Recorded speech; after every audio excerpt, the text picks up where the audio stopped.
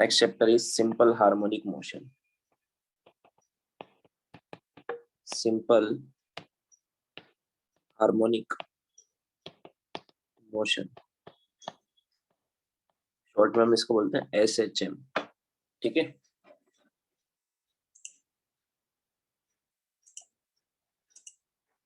simple harmonic motion. Basically it is a type of oscillation. Simple harmonic motion एक oscillation होता है. So पहले हम समझेंगे oscillation क्या होता है. ठीक है, और oscillation समझने से पहले हम समझेंगे periodic motion क्या होता है. समझ में आया? हम सबसे पहले क्या समझेंगे? पीरियोडिक मोशन क्या होता है. पीरियोडिक मोशन क्या होता है. धीरे धीरे फिर हम सिंपल हार्मोनिक मोशन पे. सबसे पहले हम समझते हैं व्हाट इज पीरियोडिक मोशन.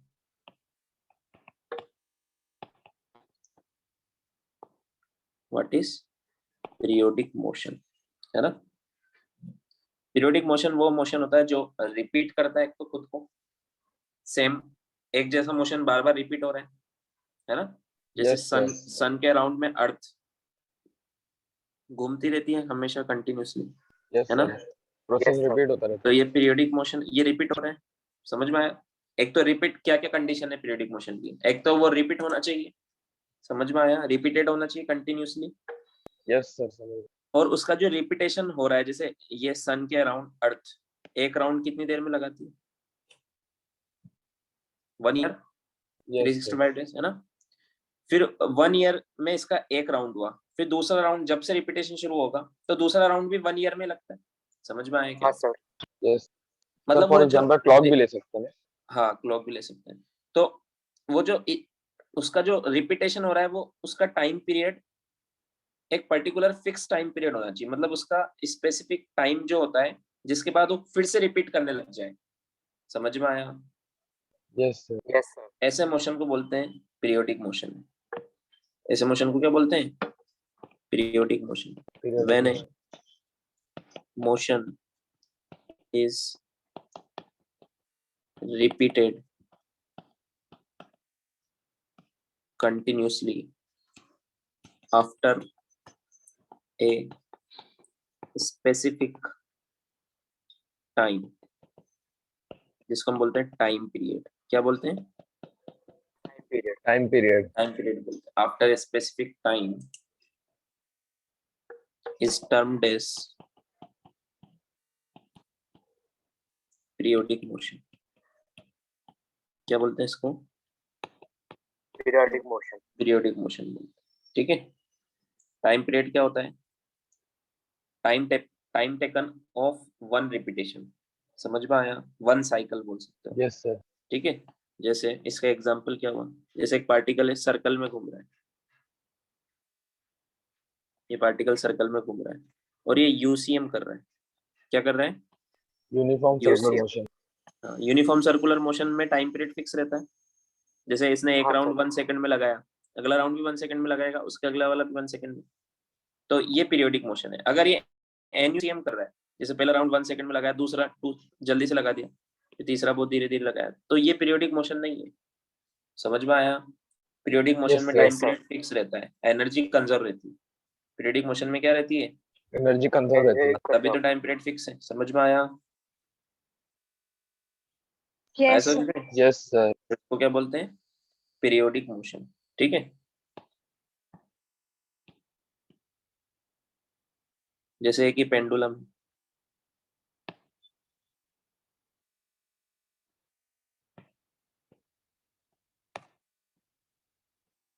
इसको हमने यहाँ से रिलीज कर दिया तो ये ऐसे ऐसे ये भी रिपीट कर रहा है अपने मोशन को. देखो कर रहा है कि नहीं कर रहा? कर रहा है सर. है ना. तो अगर इसका टाइम पीरियड फिक्स है, जैसे यहाँ से पूरा यहाँ तक आने में इसका एक रिपीटेशन हुआ, एक साइकिल हुई. कहाँ से? यहाँ से यहाँ, लेफ्ट टू राइट, है ना. पूरा यहीं पे आने में, जहां से आपने छोड़ा ना वहां से यहाँ आने में एक साइकिल हुई. फिर मान लो 1 सेकंड में आया, नेक्स्ट वाला भी फिर से 1 सेकंड में आया, तो ये पीरियोडिक मोशन है. और अगर टाइम पीरियड चेंज हो जाता है तो फिर ये पीरियोडिक मोशन नहीं है. समझ में आया? टाइम पीरियड फिक्स होना चाहिए. आया समझ में? Yes sir. तो ये क्या है? ये periodic motion.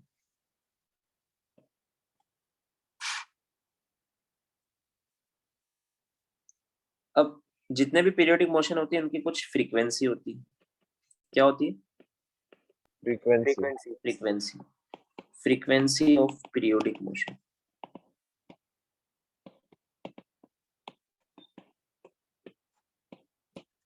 Frequency of periodic motion, frequency मतलब रिपीटेशन, कितना फ्रीक्वेंटली रिपीट कर रहा है वो पीरियोडिक मोशन, अपने मोशन को कितना फ्रीक्वेंटली रिपीट कर रहा है।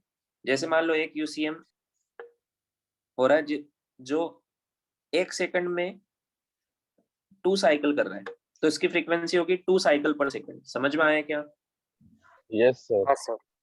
या 2 रिवोल्यूशन पर सेकंड, इसमें रिवोल्यूशन बोल सकते हैं। आया समझ में? हाँ sir. तो फ्रीक्वेंसी क्या होता है? Number of Repetition. साइकिल्स, है ना, yes sir. Per unit time या पर सेकंड इज कॉल्ड फ्रीक्वेंसी। समझ में आया?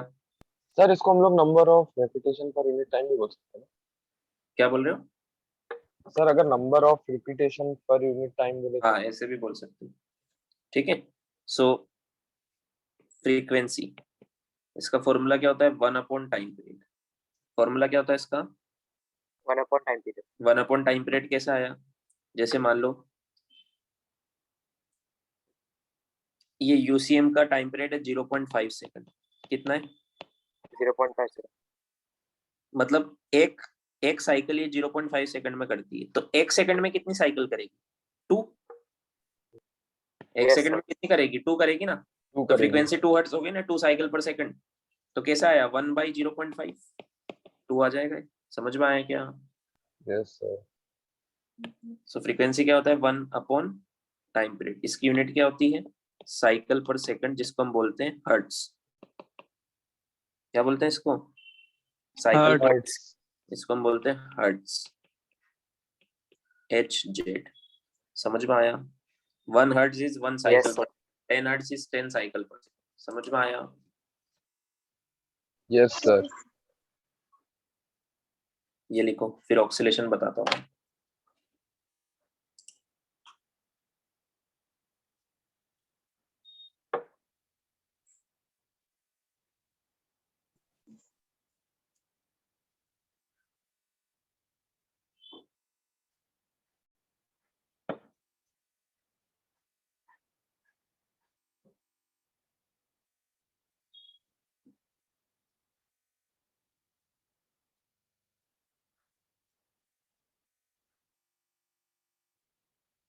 Done, sir.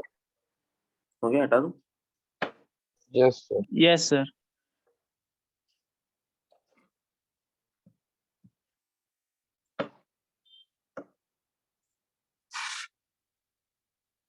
The next is oscillations.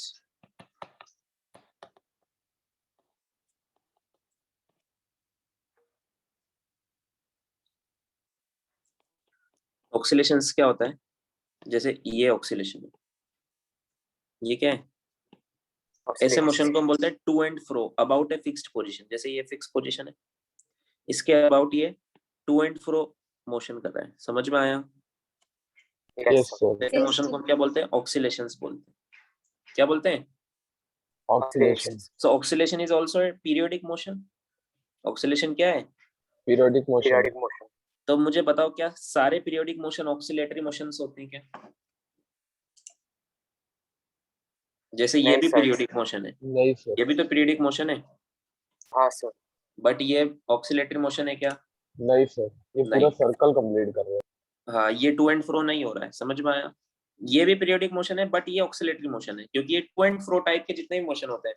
जैसे मान लो आपने एक स्प्रिंग से एक ब्लॉक को हैंग कर दिया और इसको डिस्टर्ब करके छोड़ सर दिया, तो ऊपर ये ब्लॉक नीचे होता रहेगा। ऊपर नीचे हो गए। तो ये भी ऑक्सीलेटरी मोशन है। इसकी मीन पोजीशन के अराउंड ये ऊपर नीचे होगा। समझ में आया? टू एंड फ्रो मोशन करेगा। समझ में आया क्या? हाँ सर। तो ऐसे टू एंड फ्रो वाले जो मोशन होते हैं उनको बोलते हैं ऑक्सीलेटरी मोशन। समझ में आया? ऑक्सीलेशंस बोलते हैं to and fro motions about a fixed position, about a fixed point. जिसे हम बोलते हैं मीन पोजीशन। फिक्स्ड पॉइंट को क्या बोलते हैं? Mean position. Mean position. और आगे जाके मैं समझाऊंगा ये इक्विलिब्रियम पोजीशन भी होती है। ये कौन सी पोजीशन होती है? इक्विलिब्रियम। मतलब इस पोजीशन पर पार्टिकल पर नेट फोर्स 0 होता है। जैसे इसमें देखो आप, ये वाली मीन पोजीशन है, यहाँ पर नीचे mg लग रहा है, ऊपर t लग रहा है, प्लस कुछ सेंट्रीफ्यूगल फोर्स लग रहा होगा, एमवी फोर्स mv लग स्क्वायर रहा अपॉन आर। है ना? तो बैलेंस है इस पर फोर्स, नेट फोर्स क्या है इस पर? हाँ सर। 0। समझ में आया? बट इस जगह पर mg का एक कंपोनेंट इधर आएगा, वो अनबैलेंस्ड है, उसकी वजह से इधर आएगा। समझ में आया? हाँ यस सर। सर। ये इधर क्यों आ रहा है? mg के कंपोनेंट की वजह से। आया समझ में? हाँ सर। तो यस मेन सर। पोजीशन पर फोर्स बैलेंस्ड होते हैं, इसलिए इसको बोलते हैं इक्विलिब्रियम पोजीशन। नेट फोर्स 0 होता है उसका। समझ में आया? Yes sir. Yes sir. या फिर बोलते हैं मीन पोजीशन। उसी पोजीशन के अराउंड ये particle to and fro motion करता है। समझ में आया? To and fro motion yes sir. About fixed position called mean position, जिसको इक्विलिब्रियम पोजीशन भी बोलते हैं, इज कॉल्ड ऑक्सीलेशंस। समझ में आया? Yes sir. सो जैसे इस लाइन के अलोंग ऑक्सीलेशन हो रहा है, ये मीन पोजीशन है। तो जो पार्टिकल है वो इसके अलोंग ऐसे ऐसे टू एंड फ्रो मोशन करेगा। समझ में आया? Yes sir. तो इस पोजीशन को बोलते हैं मीन पोजीशन। शॉर्ट में लिख रहा हूं MP, है ना? इसको बोलते हैं एक्सट्रीम पोजीशन। क्या बोलते हैं? Extreme position. Extreme position. Extreme position दो होती है, एक इधर भी है। समझ में आया? Yes sir. Mean sir. Position से एक्सट्रीम पोजीशन के बीच की डिस्टेंस को बोलते हैं एम्पलीट्यूड ऑफ द ऑक्सीलेशन। क्या बोलते हैं इसको? Amplitude of the Amplitude of the oscillation. oscillation. ये सिंपल टर्मिनोलॉजीज है, एम्पलीट्यूड ऑफ ऑक्सीलेशन, है ना? एक और चीज थोड़ी सी अभी मैं यहाँ बता देता हूँ, बाद में वैसे भी आपको पता चलेगा सही डिटेल में कि ये जो मीन पोजीशन है ये इक्विलिब्रियम तो पोजीशन तो है ही सही। फिर हमने पढ़ा इक्विलिब्रियम भी 3 टाइप का होता है।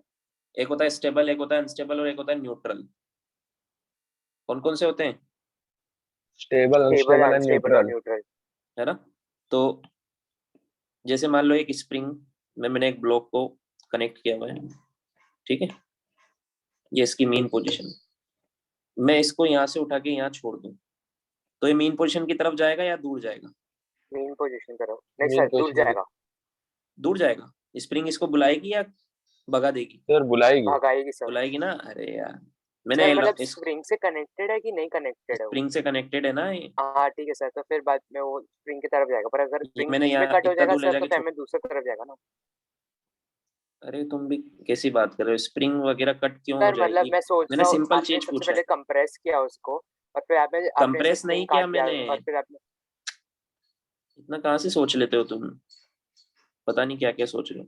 मैंने सिर्फ इतना सा बोला, अगर मैं इस स्प्रिंग को खींचूं, इस ब्लॉक को यहाँ तक और छोड़ दूं तो ये किधर जाएगा? स्प्रिंग के पास। सर तो स्प्रिंग की तरफ।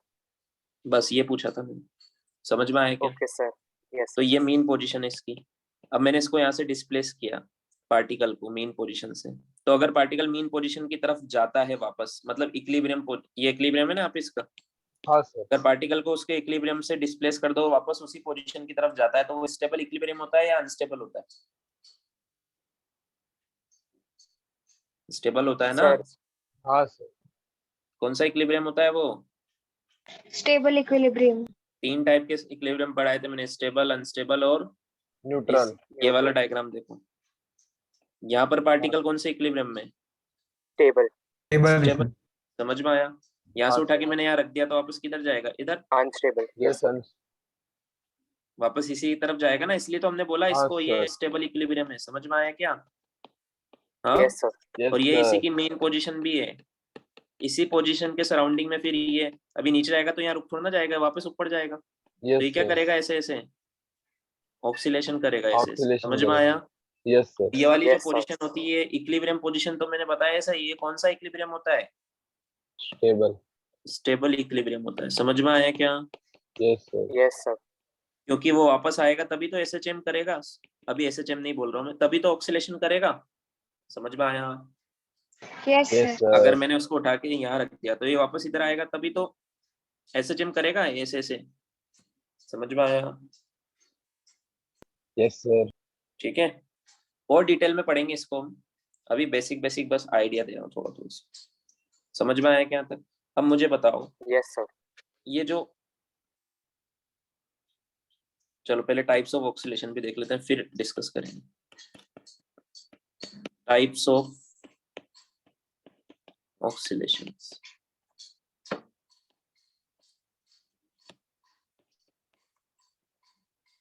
बेसिकली 3 टाइप के होते हैं। First, free oscillations. Free oscillations ऐसे ऑक्सीलेशंस जो वैक्यूम में हो रहे हैं, जिन पर कोई रेजिस्टिव फोर्स नहीं लग रहा है। समझ में आया क्या? जैसे एक पेंडुलम को आप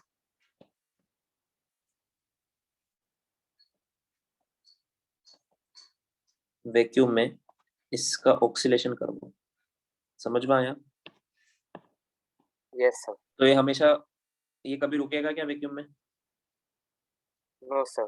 एयर में तो क्या होता है, आपने इसे छोड़ा तो धीरे धीरे yes sir, कुछ टाइम बाद वो आ जाता है बिल्कुल। वो रुक जाता है। समझ में आया? बट वैक्यूम में कभी भी नहीं नहीं रुकेगा। रुकेगा, इसका टाइम पीरियड फिक्स रहेगा, इसकी एनर्जी कंजर्व रहेगी वैक्यूम में। समझ में आया? Yes, तो sir. ऐसे ऑक्सीलेशंस को बोलते हैं फ्री ऑक्सीलेशंस, और ये वाले ऑक्सीलेशंस को हम पीरियोडिक मोशन बोलेंगे क्योंकि इसी में टाइम पीरियड फिक्स है, इसी में एनर्जी Yes, sir. कंजर्व है। समझ में आया क्या? हाँ सर, इन वैक्यूम, समझ में आया? इसी में एनर्जी इनकी क्या है, Conserved. कंजर्व। तो ऐसे वाले ऑक्सीलेशन को ही हम क्या बोलेंगे कि पीरियड, देखो इसमें टाइम पीरियड फिक्स है और ये अपने मोशन को रिपीट कर रहा है। समझ में आया? yes sir, पीरियोडिक मोशन की क्या डेफिनेशन थी? When motion is repeated continuously. तो यहाँ पे जो मैंने डायग्राम बनाया ये फ्री ऑक्सीलेशंस का डायग्राम है। समझ में आया? हाँ सर, Yes, sir. कोई कंफ्यूजन नहीं होना चाहिए, ठीक है? yes second, sir, damped oscillation.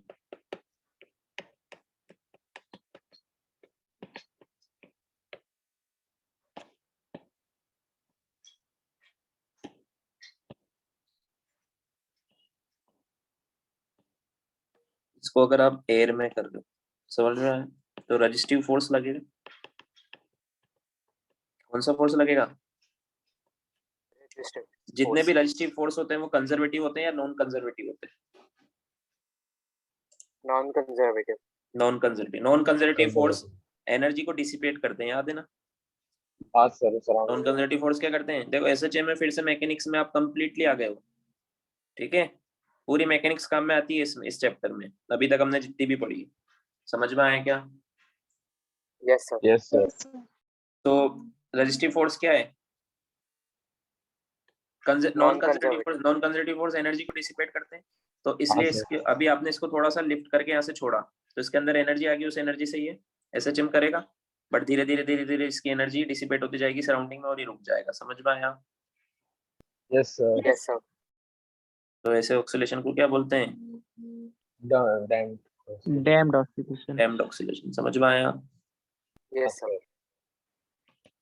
Third, forced oscillation. जैसे अभी कभी आप पार्क में जाते हो तो जो वो स्विंग होता है ना, उसमें हम थोड़ा सा फोर्स लगाते हैं, नहीं लगाएंगे तो रुक जाएगा, या तो खुद से लगाते हैं, yes sir, और अगर खुद से कुछ नहीं लगाओ तो बाहर से किसी को लगाना पड़ता है ना, yes sir, ताकि externally, उसकी जो डैम्पिंग हो रही है ना, इसको बोलते हैं डैम्पिंग होना, एनर्जी का लॉस होना, वो कंपनसेट हो जाए। समझ में आया? वो क्या हो जाए? Compensate. ताकि उसका एम्पलीट्यूड वगैरह जैसा आप चाहते हो वैसा रहे, फिक्स हो जाए। समझ में आया? तो ऐसे हम फोर्स लगाते हैं।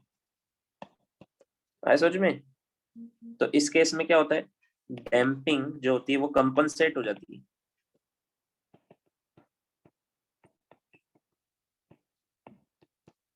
क्या हमें फ्री ऑक्सीलेशन में कंपनसेट करने की जरूरत है क्या? no sir, No, sir. sir वो vacuum है। वहां पे एनर्जी लॉस हो ही नहीं रही, So damping is compensated by external forces. समझ में आया? ऐसे ऑक्सीलेशन को बोलते हैं फोर्स्ड ऑक्सीलेशन। आया समझ में? Yes, sir. Yes, sir. लिखो।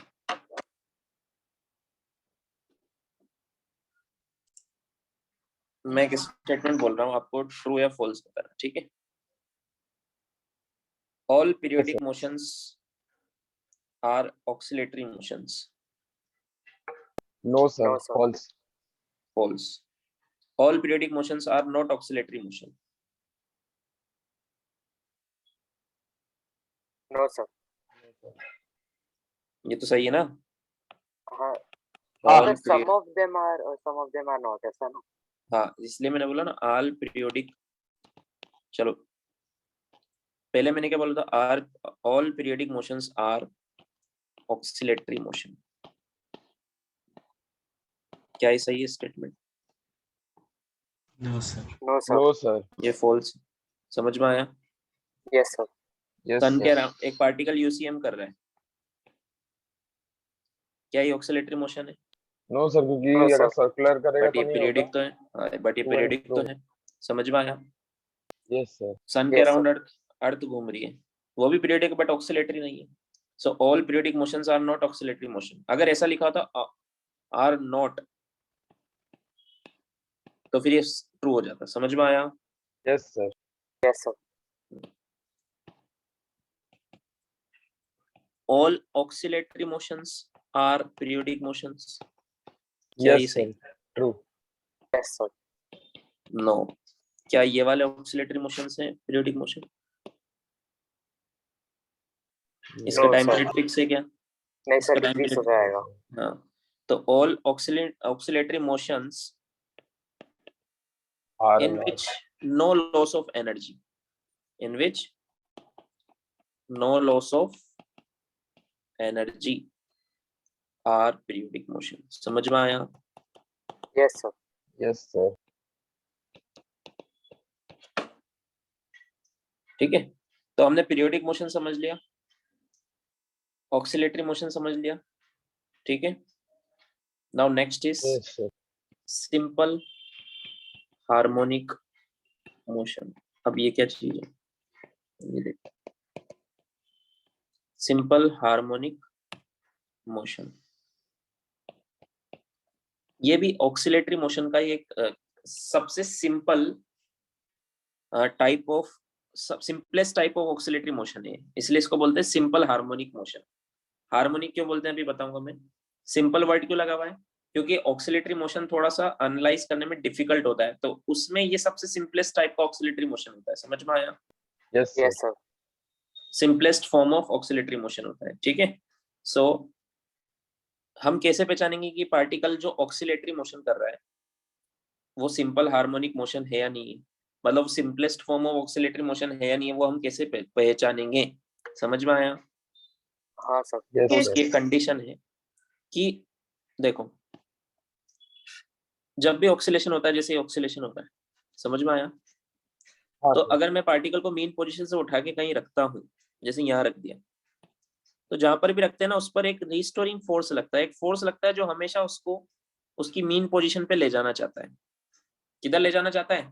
Mean position पे. इसलिए तो उसको स्टेबल इक्विलिब्रियम बोलते हैं हम। समझ में आया? Yes, sir. Yes, तो sir. अगर वो जो फोर्स है, अगर वो directly proportional to its displacement from mean position है, यहाँ से जो डिस्प्लेसमेंट किया ना हमने x, अगर इस फोर्स के डायरेक्टली प्रोपोर्शनल है, सॉरी इस डिस्प्लेसमेंट के रिस्टोरिंग फोर्स क्या है? डायरेक्टली प्रोपोर्शनल है, तो ऐसे वाले ऑक्सीलेटरी मोशन को हम बोलते हैं सिंपल हार्मोनिक मोशन। क्या बोलते हैं? Simple harmonic motion. Sir, एक बार मतलब वापस explain करें. इसमें रिस्टोरिंग फोर्स जो होता है वो डायरेक्टली प्रोपोर्शनल टू क्या होता है? डिस्प्लेसमेंट फ्रॉम मीन पोजीशन होता है। फिर से मैं बोलता हूँ, रिस्टोरिंग फोर्स जो होता है वो डायरेक्टली प्रोपोर्शनल टू क्या होता है? Displacement from mean position. मतलब अगर आपने पार्टिकल यहाँ रखा, तो यहाँ पर जो रिस्टोरिंग फोर्स लगेगा वो इसकी मीन इसके पोजीशन equal से जो रहेगा. डिस्प्लेसमेंट है उसके डायरेक्टली प्रोपोर्शनल होगा। समझ में Yes, आया? sir. अगर Yes, आप इसको sir. यहाँ रख दोगे, 2x कर दिया डिस्प्लेसमेंट, तो रिस्टोरिंग फोर्स भी डबल हो जाएगा। समझ में आया क्या? हाँ Yes, sir. sir.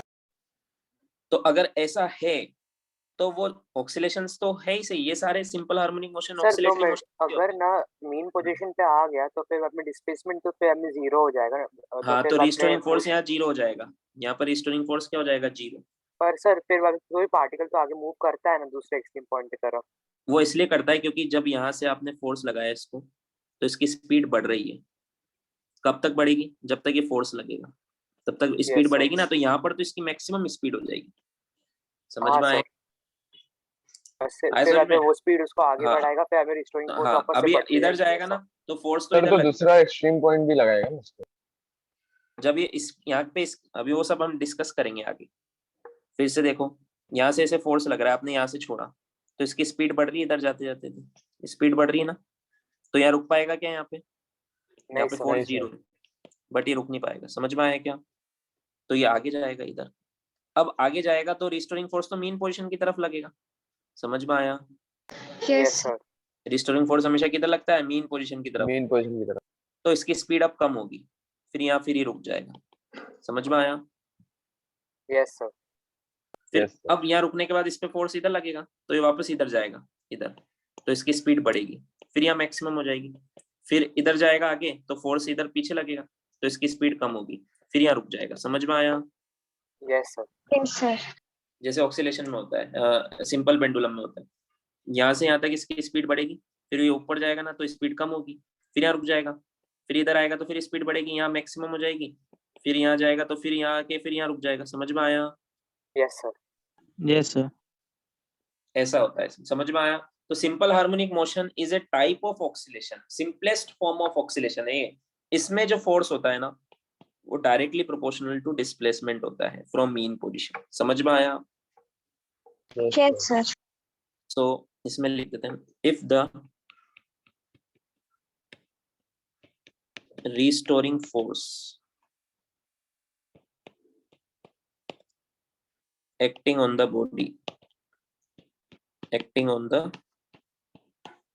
body in oscillatory motion, कौन सा motion? Oscillatory motion. is directly proportional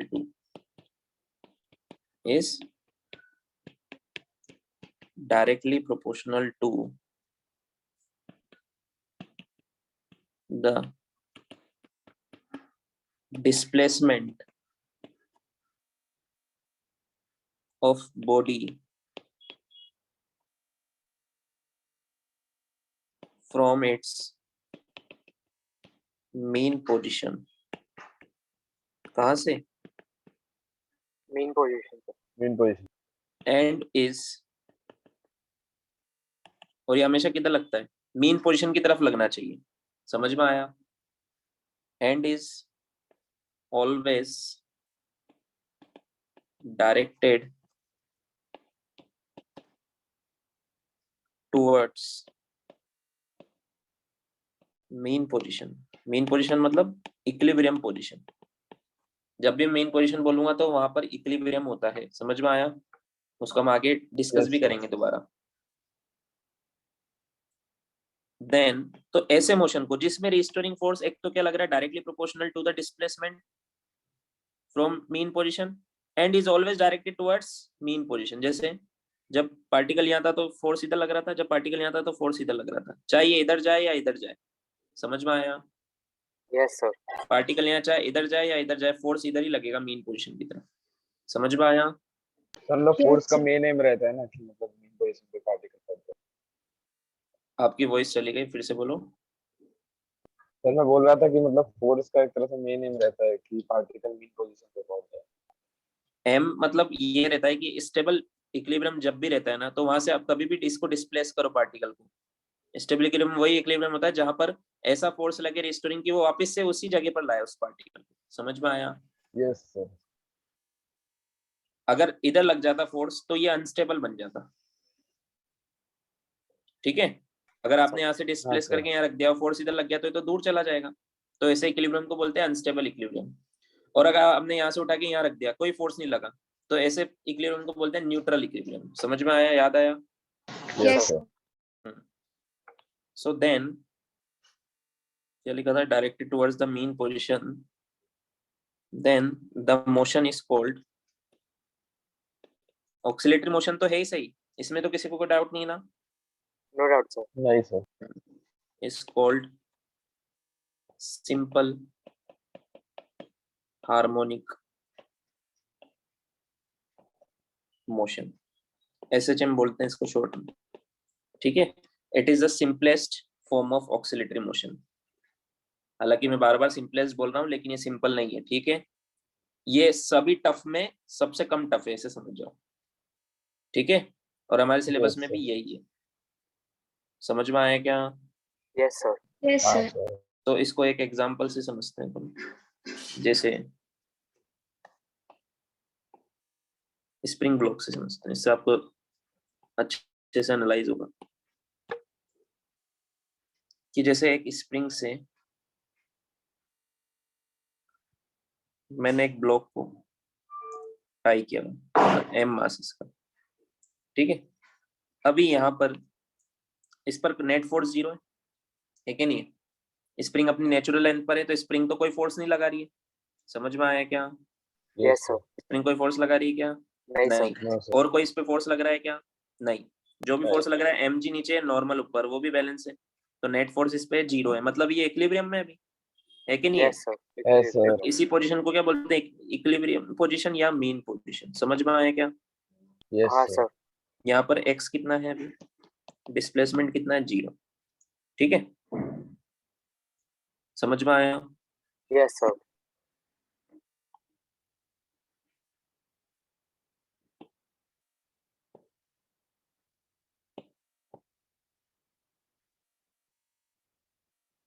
अब मान लो मैंने इसको इलोंगेट कर दिया ऐसे, क्या कर दिया? elongate। elongate।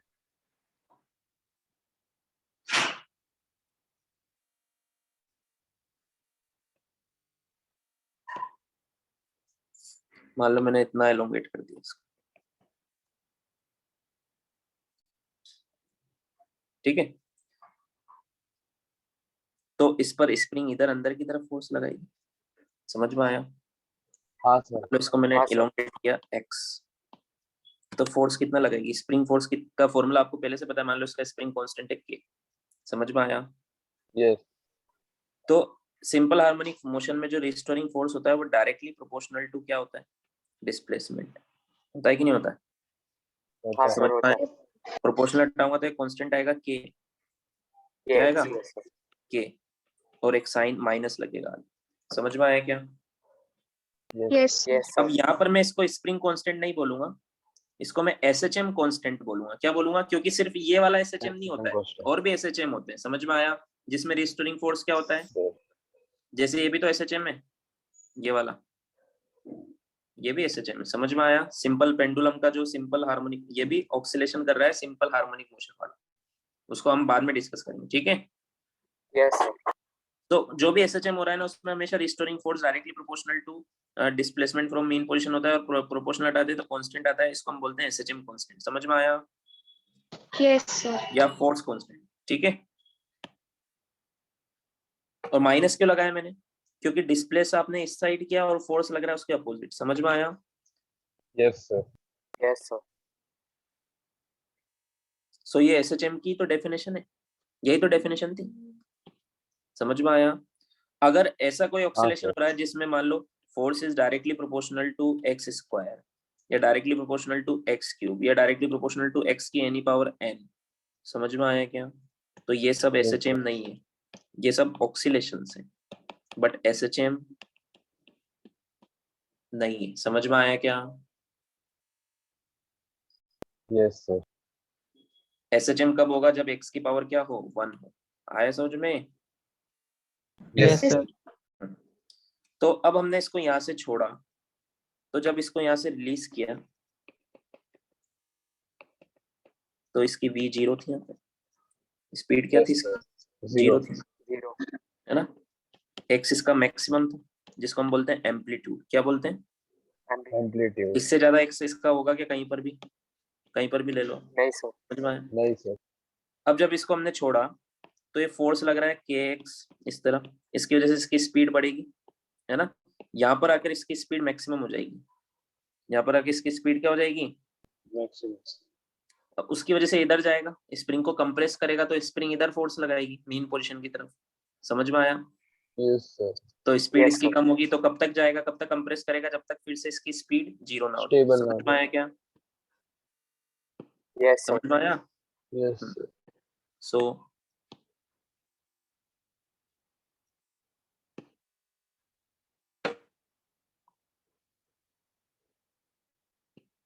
मान लो यहाँ तक गया, ठीक है। ये तो मेन पोजीशन थी, ये राइट एक्सट्रीम, ये लेफ्ट एक्सट्रीम। समझ में आया। इसको क्या बोलते हैं हम, अब ये ऐसे ऐसे एसएचएम करेगा, यहाँ रुकेगा, फिर यहाँ से स्पीड बढ़ाएगा, यहाँ के बाद कम होगी। समझ में आया। फिर स्पीड बढ़ेगी, फिर यहाँ के बाद कम होगी, फिर यहाँ जीरो हो जाएगी, फिर स्पीड बढ़ेगी, फिर यहाँ के बाद कम होगी, फिर स्पीड बढ़ेगी, फिर यहाँ के बाद कम होगी। समझ में आया। Yes, Yes, sir. Yes sir. Sir. तो ये थोड़ा सा एनालाइज करने में डिफिकल्ट इसलिए होता है, एक तो इसमें फोर्स कांस्टेंट नहीं है, समझ में आया, तो इसका एक्सेलेरेशन भी कांस्टेंट नहीं होगा। होगा क्या, नहीं होगा सर। एक्सेलेरेशन यूनिफॉर्म नहीं है।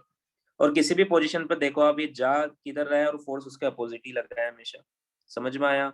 यहाँ से यहाँ तक वेलोसिटी बढ़ रही है, फिर वेलोसिटी कम होने लग गई, फिर इधर आएगा, फिर बढ़ने लग जाएगी, फिर इधर कम होने लग जाएगी। समझ में आया क्या। तो इसको एनालाइज करने के लिए थोड़ा सा हमें कुछ वेज पता लगाने होंगे, मतलब कुछ तरीके ढूंढने होंगे जिससे ये इजी लगे हमें, वरना टफ बन जाएगा। समझ में आया क्या। हाँ Yes. सर। हाँ, तो वो मैं बताऊंगा आपको कैसे, ठीक है। सो यहाँ पर x equal to zero mean position पे, तो यहाँ पर फोर्स भी जीरो है कि नहीं, जीरो। यहाँ पर एक्सेलरेशन भी जीरो है, होगा कि नहीं होगा। Yes, होगा सर। Yes, sir. होगा सर। और यहाँ पर स्पीड मैक्सिमम हो मेन पोजीशन पे। ये कोई भी एसएचएम में, ये सारी सभी एसएचएम में ये फिक्स है। समझ में आया क्या। Yes sir. यहाँ Yes, पर sir. x मैक्सिमम है a, समझ में आया। फोर्स भी मैक्सिमम होगा, एक्सेलरेशन भी मैक्सिमम होगा, होगा कि नहीं होगा। मैग्नीट्यूड वाइज बोल रहा हूँ, समझ में आया। होगा सर। Yes, sir. और स्पीड यहाँ पे जीरो होगी मिनिमम। वैसे ही यहाँ पर x यहाँ पर है माइनस ए, है ना।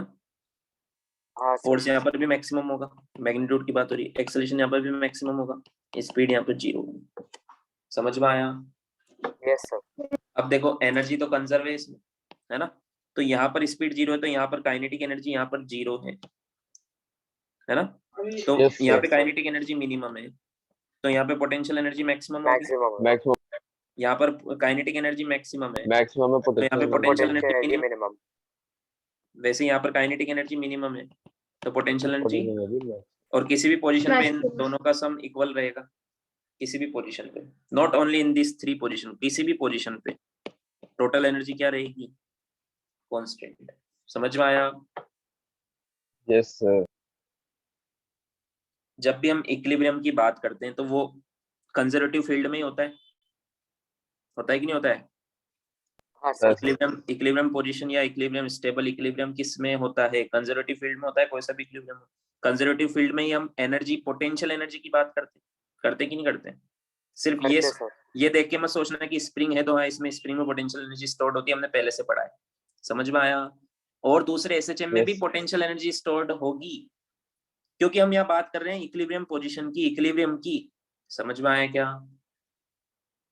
तो वो डिफाइन इक्विलिब्रियम पोटेंशियल एनर्जी से होता है ना। स्टेबल इक्विलिब्रियम मतलब जहां पर मिनिमम पोटेंशियल एनर्जी हो, याद है ना। Yes, sir. लिखो, व्हाट इज के, के इज एसएचएम कांस्टेंट।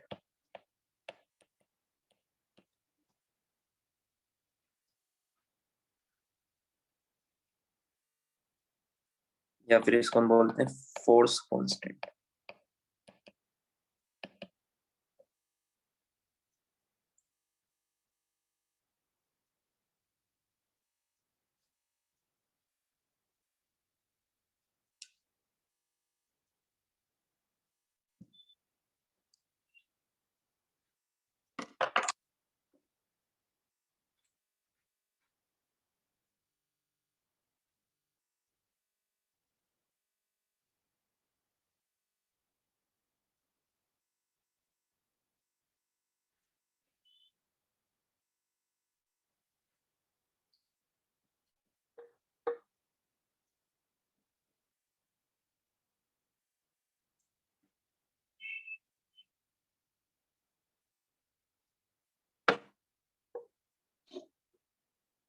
सर एक चीज मुझे समझ नहीं आया, हाँ बोलिए। ये स्क्वायर क्यों नहीं, एक्स का स्क्वायर क्यों नहीं प्रोपोर्शनल हो सकता है, ऐसा क्यों क्यों नहीं?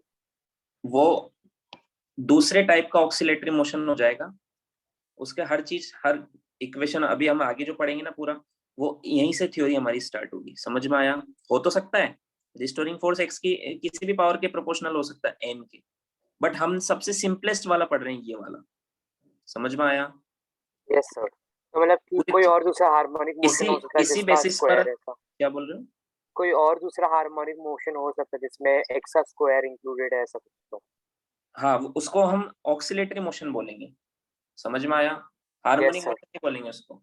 ठीक है, हार्मोनिक क्यों बोलते हैं अभी मैं बताता हूँ, अभी समझ में आएगा।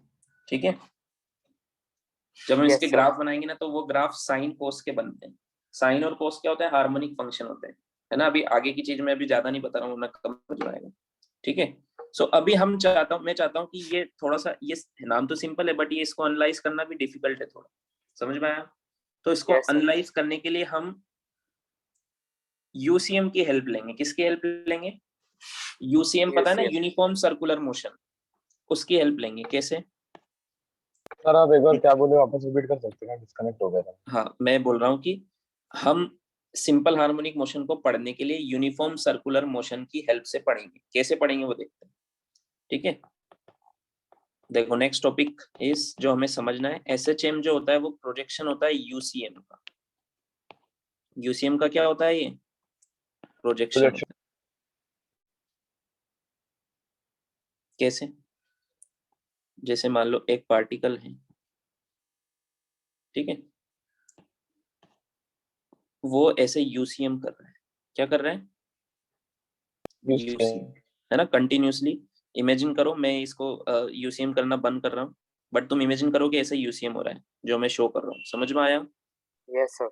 यस अब इधर से मैंने टॉर्च लाइट, इधर से मेरे पास क्या है?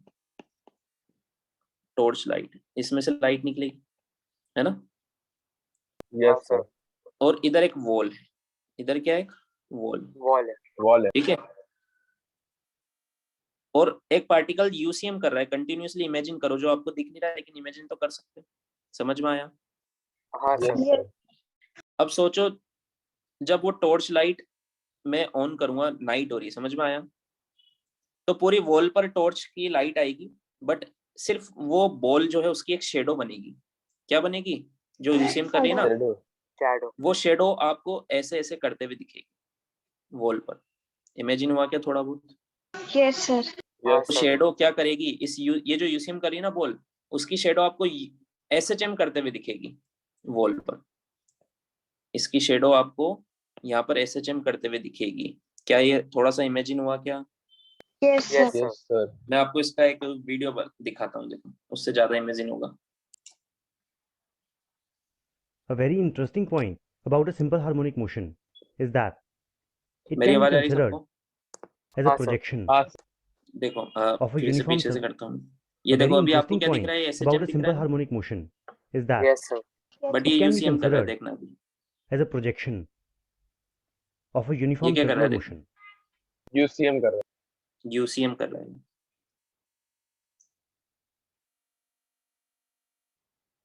That is, a uniform circular motion when viewed ये देखो sideways अब दिखा यूसीएम पूरा। हैं।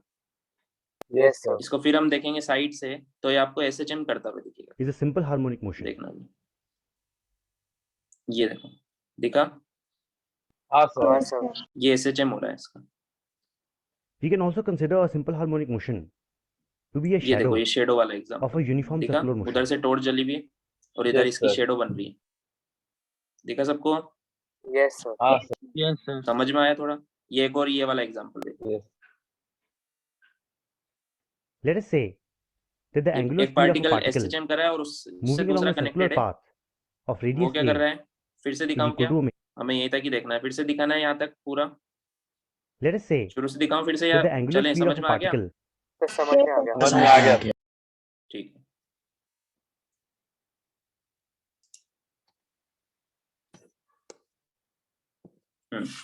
वो देखा सबने? समझ में आया सबको? Projection yes sir.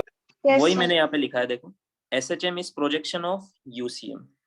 SHM is projection of UCM UCM. UCM. means every SHM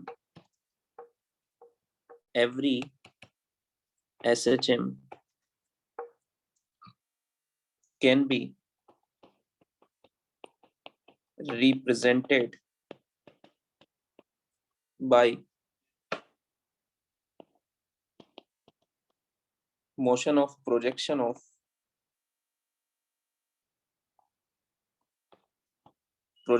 motion of इसका प्रोजेक्शन लेंगे हम UCM का. UCM का. motion of a particle performing UCM. ठीक है, अब देखो इसको एनालाइज करते हैं अपन यहाँ पर, जो मैंने आपको वहां दिखाया ना उसको यहाँ एनालाइज करेंगे। जैसे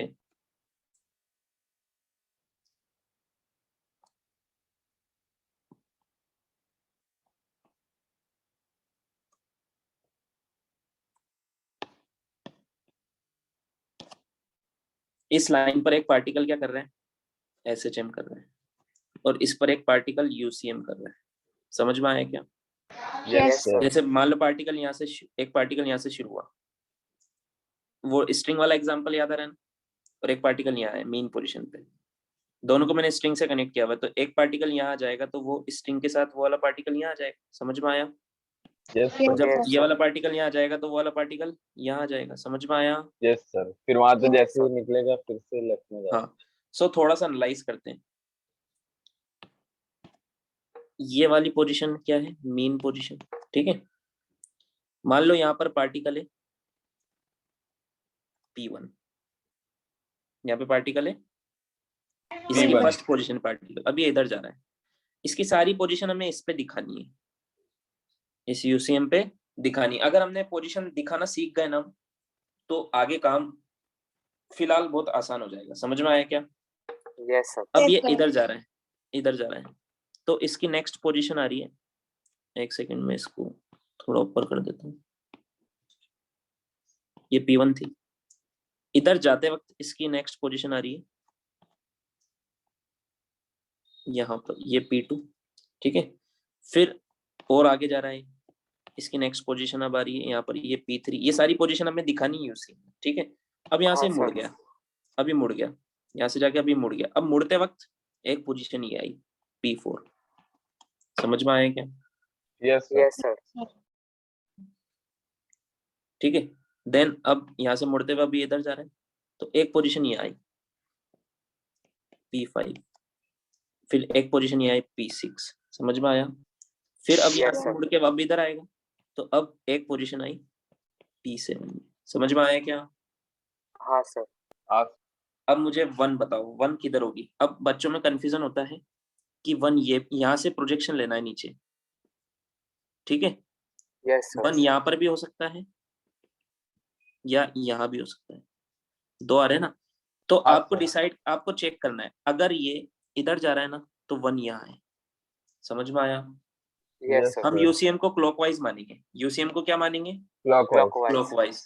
और हमेशा मानेंगे जब पार्टिकल मीन पोजीशन से राइट में जा रहा है तो ये क्लॉकवाइज जाएगा, अगर पार्टिकल मीन पोजीशन से लेफ्ट में जा रहा है तो ये एंटी क्लॉकवाइज तो कभी Anti-clockwise. जाएगा ही नहीं, एंटी क्लॉकवाइज तो जाएगा ही नहीं। पहली बात तो हम फिर से सुनो, UCM को हमेशा क्या मानेंगे?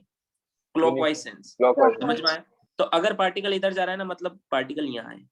समझ में आया क्या? ऐसे जा रहा है। Yes Yes, sir. sir. और अगर पार्टिकल इधर जा रहा है मतलब पार्टिकल यहाँ है। समझ में आया? Yes sir. sir. एक काम करता हूँ, मैं इसको यहाँ पर भी एक लेता हूँ नीचे, इसको मैं बोलता हूँ P5। P5 क्या 4 के बाद आया, मतलब इधर जा रहा है P5 पर, ठीक है। ये P6, ये P7, ये P8। समझ में आया क्या? Yes, sir. तो मुझे बताओ P1 कहाँ है पार्टिकल? Sir, एकदम straight line और top half में रहेगा, sir. समझ में आया? Yes sir. P2 Yes, कहाँ sir. है? Sir, first quadrant की तरफ. First quadrant. समझ में आया? Yes sir. और P3 कहाँ है? Right side में थोड़ा Sir, सा. एकदम point करेगा. एग्जैक्ट Point 90 डिग्री करेगा. पर आएगा, 90 हाँ, डिग्री। sir. समझ में आया? तो Yes, sir. अब देखो आगे जाके ये जो SHM का मोशन है ना, सिंपल हार्मोनिक मोशन, इसको हम एंगल्स की टर्म में बात करेंगे यहाँ पे, किसके टर्म्स में बात करेंगे? एंगल्स के टर्म में। और एंगल्स को यहाँ पर बोलते हैं फेज। क्या बोलते हैं? फेस। फेज। तो मैंने बोला एंगल जीरो, मतलब मैं एंगल नहीं बोलूंगा, मैं बोलूंगा फेज जीरो। तो आपको समझना है मैं एंगल बोल रहा हूँ, समझ में आया क्या? Yes sir. Yes sir. मैंने बोला फेज जीरो है मतलब पार्टिकल मीन पोजीशन पे। मैंने बोला फेज जीरो मतलब पार्टिकल मीन पोजीशन पे। पोजीशन पर है। मैंने बोला फेज 30 डिग्री है। फेज कितना है? चलो अभी 30 फेज डिग्री। सिंपल बोलता हूँ, 90 डिग्री वाला तुम्हें जल्दी से समझ में आ जाए। फेज 90 डिग्री, तो पार्टिकल कहाँ है? पोजीशन 3। यहाँ पर। समझ में आया क्या? यस तो सर। यहाँ से लेके यहाँ तक 0 से 90 डिग्री एंगल बनेगा। जैसे पार्टिकल यहाँ है ना, तो ये एंगल किससे बना रहे हैं? वर्टिकल से एंगल बना रहे हैं। समझ में आया? Yes sir. तो ये 90 से कम दिख रहा है आपको अभी एंगल, ये फेज है। जब पार्टिकल 1 पर था तो एंगल 0 था, 0 है ना। जब पार्टिकल यहाँ आ जाएगा, मान लो यहाँ आ गया, तो एंगल बढ़ रहा है। जब पार्टिकल लास्ट में आ गया यहाँ पर तो एंगल 90 हो गया। समझ में आया? Yes yes sir. Sir. Angle कहाँ से मेजर करते हैं? फेस कहाँ से मेजर करते हैं? ये वर्टिकल लाइन से, यहाँ से। अगर पार्टिकल यहाँ है तो ये वाला एंगल बनेगा 90 से ज्यादा।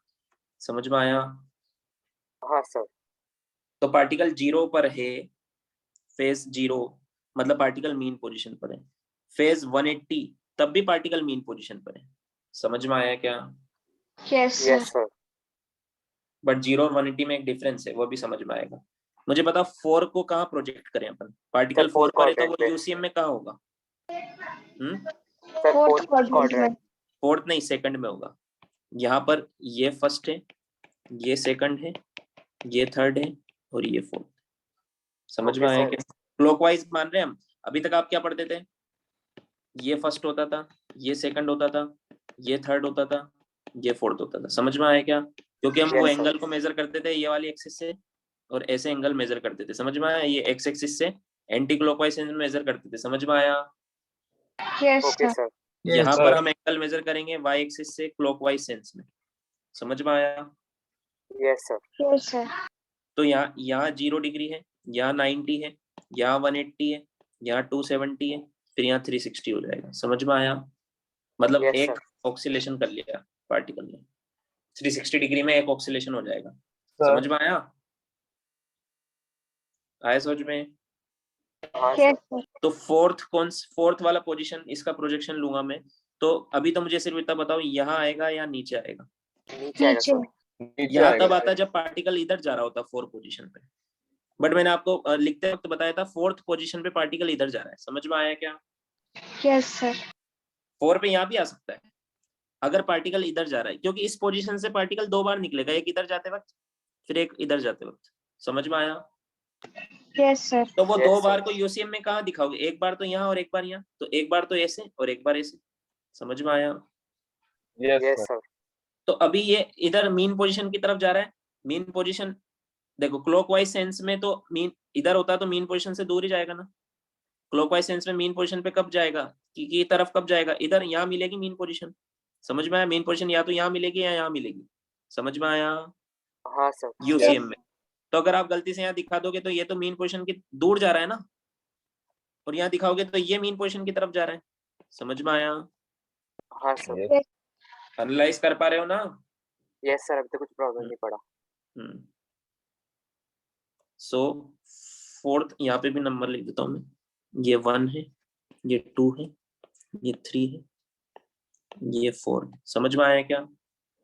तो अगर हम Yes, इसका sir. एंगल देखें तो इसका एंगल ये 90 से ज्यादा होगा। वाई एक्सिस से मेजर करना है। समझ में आया? इसका हाँ, फेज sir. 90 से ज्यादा है। तो मैंने बोला एक पार्टिकल का फेज 90 से ज्यादा है, 120 डिग्री मान लो, तो क्या आप माइंड में सोच के बता सकते हो पार्टिकल किस साइड है और किधर जा रहा है? साइड मतलब मीन पोजीशन से राइट में है या लेफ्ट में है पोजीशन उसकी, और वो राइट में जा रहा है या लेफ्ट में जा रहा है। 2 चीजें सर बतानी, मीन सोचनी पोजीशन होती। में मीन पोजीशन से राइट में। हाँ, हमें 2 चीज सोचनी होती है। एक तो ये कि वो मीन पोजीशन से राइट की तरफ है या लेफ्ट की तरफ है, और एक ये सोचनी होती है कि वो जा किधर रहा है। समझ में आया? और जा रहा है Yes, लेफ्ट sir. में। तो अगर एंगल 90 डिग्री से 180 के बीच में हो,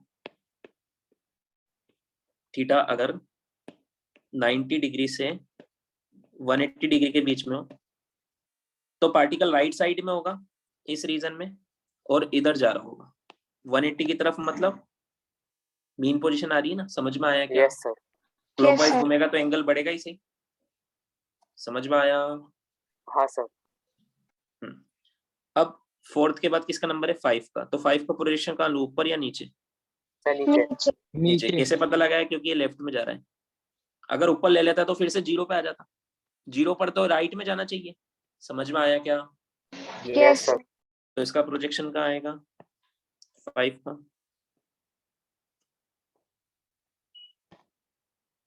नीचे, समझ में आया? ये भी मीन पोजीशन है, ये भी मीन पोजीशन है। तो फेज अगर 0 है मतलब पार्टिकल मीन पोजीशन पे है और राइट में जा रहा है, समझ में आया? फेज अगर 180 डिग्री है तो पार्टिकल मीन पोजीशन पे है बट लेफ्ट में जा रहा है, समझ में आया क्या? Yes, yes sir. सर। और 0 से 90 और 90 से 180 के बीच में है तो आई गेस वो भी क्लियर है आपका, समझ में आया? Yes sir. Yes, sir. 0 से 90 के बीच में है तो मतलब एक्सट्रीम की तरफ जा रहा है, और 90 से 180 के बीच में मतलब मीन पोजीशन की तरफ जा रहा है, समझ में आया क्या? सर हाँ Yes, सर। sir. सर जितना भी बोल रहा हूँ, अगर आपको ये सारी चीजें अभी समझ में आ जाती ना तो ये चैप्टर में फिर कुछ भी नहीं है। सर वो आप एंगल वाला जो वापस बता सकते हैं क्या, क्योंकि मैं P3 जब आप बताया उसके अंदर डिस्कनेक्ट हो गया था। हाँ clear देखो, नहीं सुना। यहाँ पे एंगल 0 है, यहाँ पर 90 है, तो 0 से 90 मतलब एक्सट्रीम की तरफ जा रहा है, समझ में आया क्या? Yes sir. हाँ sir, फिर इधर जाएगा तो 90 से ज्यादा बढ़ेगा इस वाले केस तो में, मीन की तरफ जाता तो वो मीन की तरफ जा रहा है। 180 तक मैंने समझा दिया है, समझ में आया क्या? है। Yes sir. हम्म। अब 6th वाला, 6 को कहाँ प्रोजेक्ट करें, यहाँ पर या नीचे? सर नीचे करेंगे। नीचे, क्योंकि वो 7 की तरफ जा रहा है, 7 यहाँ मिलेगा उसको, समझ में आया? यहाँ कर देते तो यस फिर वो सर। इधर जाता, क्योंकि क्लॉकवाइज भूलना नहीं है, क्लॉकवाइज चल रहा है सब कुछ, समझ में आया? Yes sir. Yes sir. So इसको कहाँ प्रोजेक्ट करेंगे हम? सर नीचे। नीचे। नीचे। 6, ठीक है। 7 को कहाँ करेंगे? 7 को थोड़ा ऊपर। 6 से 3 थोड़ा और 7 में कोई Sir, कंफ्यूजन नहीं होता है, 3 से वो इधर 270 जा ही नहीं degrees सकता है। हाँ देखो, एक्सट्रीम पोजीशन में बहुत सिंपल होता है, इससे आगे जा ही नहीं सकता है क्योंकि एक्सट्रीम है, तो यहाँ हाँ होगा तो इधर ही जाएगा, और यहाँ होगा तो इधर ही जाएगा, समझ में आया? और इसकी पोजीशन ये एक ही है यहाँ पे, बाकी सबकी 2-2 पोजीशन है, समझ में आया? Yes, sir. Yes sir. तो 7 पर एंगल कितना हो रहा है? 270। 270 हो रहा है, और 6 पर 180 से ये से लाइन मिलाएंगे, ये सेंटर है, ये मीन, ये सेंटर इसका यूसीएम का, ठीक है। यस यहाँ से एंगल मेजर करेंगे, और एंगल आपको पूरा निकालना है तो ये यहाँ से ऐसे कनेक्ट करके ये पूरा एंगल निकालना पड़ेगा आपको, समझ में आया? मान लो Yes, 210 yes, डिग्री sir. है, 180 से तो ज्यादा आएगा, तो सर 180 तो से मतलब ज्यादा 270 से 180 के बीच में। हाँ, तो वो मतलब इधर जा रहा है। फिर से देखो, यहाँ 0, यहाँ 90, फिर यहाँ 180, फिर यहाँ 270, फिर यहाँ 360, समझ में आया क्या? Yes sir. Yes sir. 0 से शुरू हुआ, यहाँ 90 हो गया, फिर बढ़ रहा है, बढ़ रहा है, बढ़ रहा है, बढ़ रहा है, यहाँ 180 हो गया, फिर बढ़ रहा है, बढ़ रहा है, बढ़ रहा है, बढ़ रहा है, यहाँ पे 270 हो गया, फिर यहाँ मुड़ जाएगा, फिर 270 से बढ़ते बढ़ते बढ़ते यहाँ 360 हो जाएगा, समझ में आया? Yes sir. 360 में इसकी सारी पोजीशन कंप्लीट हो जाती है, आया समझ में? हाँ सर। 8 को कहाँ प्रोजेक्ट करूँ, ऊपर या नीचे? सर ऊपर। ऊपर।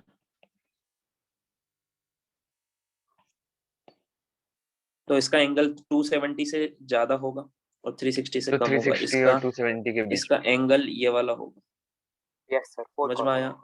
है ना? Yes sir. मान लो 300 डिग्री है तो इसको हम -60 भी बोल सकते हैं, समझ में आया क्या? हाँ सर। हाँ सर। ठीक है, इसमें क्लॉकवाइज पॉजिटिव लेना है, याद रखना, समझ में आया? Yes sir. Yes sir. और क्या क्या चीज याद रखनी, इस यूसीएन की जो रेडियस है वो इसके एम्पलीट्यूड के इक्वल होती है, इसका जो एम्पलीट्यूड है ना वो इस यूसीएम की क्या है, रेडियस है, रेडियस। समझ में आया? Yes sir. हाँ सर। एक ये यूसीएम कर रहा है तो इसकी angular velocity omega is equal to क्या होगा, v/r, है ना? हाँ सर। इस यूसीएम की कुछ हाँ एंगुलर सर। वेलोसिटी होगी ना, ओमेगा, यस सर। उसको हम SHM की टर्म्स में भी डिफाइन करते हैं, SHM की टर्म्स में भी डिफाइन करते हैं। तो SHM के लिए उसको बोलते हैं एंगुलर फ्रीक्वेंसी। क्या बोलते हैं? Angular frequency. एंगुलर जैसे मैंने आपसे पूछा कि एक SHM की बोला, एक SHM की एंगुलर फ्रीक्वेंसी है पाई रेडियन पर सेकंड। कितनी है? तो आपको इसका कैसे करना है? अब आपको मैं थोड़ा सा कंफ्यूज भी कर सकता हूँ। देखो कैसे कंफ्यूज करूंगा, क्योंकि आप कभी ना कभी खुद भी हो जाओगे, तो वो अपन अभी डिस्कस करेंगे। आप बच्चे क्या सोचेंगे कि ये SHM तो ऐसे ऐसे हो रहा है, ऐसे ऐसे हो रहा है, तो यहाँ पे ये ओमेगा का क्या काम है? समझ में आया क्या? Yes sir. क्या मैंने सही बोला? ऐसे सोच सकते हो ना तुम भी कभी ना कभी। कि हाँ सर, SHM तो सीधे सीधे चल रहा है ऐसे ऐसे, तो इसमें ओमेगा का क्या काम है? ओमेगा को आप ऐसे समझो कि अभी हमने पढ़ा SHM is projection of UCM। समझ में आया क्या? हाँ सर। तो इस SHM के कैलकुलेशंस करने के लिए हम UCM की हेल्प लेंगे। किसकी हेल्प लेंगे? UCM की। तो ये ओमेगा उस UCM की एंगुलर वेलोसिटी, ऐसे समझ लो, ऐसे माइंड में ऐसे खुद से इमेजिन कर लो। समझ में आया? हाँ सर। कि 1 सेकंड में ये पाई रेडियन बनाता है, मतलब 1 सेकंड में यहाँ से यहाँ पहुंच जाता है, 2 सेकंड में यहाँ से आ जाएगा, तो इसका टाइम पीरियड कितना हो गया? 2 पाई हो गया, 2 सेकंड हो गया। समझ में आया? Yes sir. टाइम पीरियड क्या हो गया? 2 सेकंड। सेकंड। आया समझ में? टाइम पीरियड हाँ निकाल सर। सकते हैं ना इससे, ओमेगा से। जैसे इसमें एग्जांपल दिया ना मैंने, पाई रेडियन पर सेकंड, मतलब पाई एंगल बनाएगा 1 सेकंड में, तो 2 पाई एंगल बनाएगा 2 सेकंड में। उतनी देर में एक SHM ये पूरा एक यहाँ से यहाँ आ जाएगा। समझ में आया? Yes sir. 360 डिग्री कंप्लीट कर लेगा ना, उसको क्या बोलते हैं हम? Time period. तो इसका टाइम पीरियड कितना आया? 2 2 सेकंड। सेकंड। समझ में आया? तो ओमेगा की हेल्प से हम निकाल सकते हैं। उसका फॉर्मूला मैं आगे भी बताऊंगा, अभी ऐसे ही लिख देता हूँ एक बार। इसका फॉर्मूला होता है 2 पाई बाई ओमेगा। क्या होता है? 2 pi by 2 pi by omega. ये आगे लिख लेंगे हम। तो 2 पाई बाई ओमेगा कितना है? पाई। पाई से पाई कैंसिल, तो टी कितना आ गया? 2 सेकंड। समझ में आया? Yes, sir. ओमेगा क्या होता था? थीटा बाई टी, है ना? अगर थीटा बन जाए 2 पाई, तो टी बन जाता है टाइम पीरियड। समझ में आया क्या? Yes sir. हाँ सर। कैपिटल टी क्या होता है? Time taken for 1 revolution. उसमें एंगल कितना होता है? 2 पाई। तो थीटा की जगह मैंने लिखा 2 पाई, टी की जगह लिखूंगा कैपिटल टी। समझ में आया? हाँ सर। Yes sir. तो यहाँ से टी क्या आएगा? 2 पाई बाई ओमेगा। आया सोच में? Yes yes sir. सो अगर आपको ऐसे गिवन होगा क्वेश्चंस में कि एक SHM हो रहा है, उसकी एंगुलर फ्रीक्वेंसी है ये, तो टाइम पीरियड बताओ, वो बताओ, ये बताओ, तो आपको ये मन में ये नहीं आना चाहिए कि ये तो ऐसे ऐसे हो रहा है, तो यहाँ एंगुलर फ्रीक्वेंसी का क्या काम। समझ में आया क्या? Yes sir. Yes sir. क्योंकि हम इसको पढ़ ही रहे हैं UCM की हेल्प से। अब जब हम UCM को यहाँ पे बीच में लेके आ गए हैं, तो ये सब भी बीच में आएगा हमारे। समझ में आया क्या? Yes, sir. Yes sir. So एक टेबल लिख लेते हैं।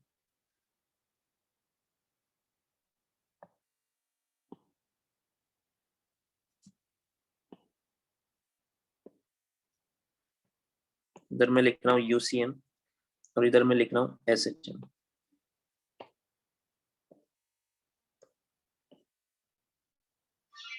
सबसे पहले तो जो UCM की जो रेडियस होगी, वो SHM का एम्पलीट्यूड होगा। समझ में आया क्या? वो SHM का क्या होगा? एम्पलीट्यूड। UCM का जो एंगुलर डिस्प्लेसमेंट होगा, क्या होगा? Angular displacement. थीटा। और याद रखो UCM यहाँ से शुरू हो रहा है, तो पार्टिकल यहाँ से यहाँ आया, तो इसने कितना एंगल बनाया? ये थीटा। इसको बोलते हैं हम एंगुलर डिस्प्लेसमेंट। समझ में आया? हाँ सर। उसको SHM में हम बोलेंगे फेज। SHM के लिए क्या बोलेंगे? Phase. स्पेस। आपको पता है ना, 0 से 90, 97, 70, वो क्या था? एंगुलर डिस्प्लेसमेंट ही तो था वो। समझ में आया? Yes, sir. और जो हमने एंगुलर वेलोसिटी पढ़ी थी UCM में या सर्कुलर मोशन में, ये कांस्टेंट होती है UCM में, होती है कि नहीं होती है? ओमेगा। UCM की एंगुलर वेलोसिटी कांस्टेंट होती है, NUCM में चेंज होती है, नॉन यूनिफॉर्म में। यहाँ पर उसको हम बोलेंगे एंगुलर फ्रीक्वेंसी। क्या बोलेंगे? Angular frequency. Frequency. दोनों सेम ही है। रेडियन पर सेकंड में। समझ में आया? हाँ सर। और हमें क्या याद रखना है, हमने अज्यूम किया है क्लॉकवाइज सेंस ऑफ यूसीएम।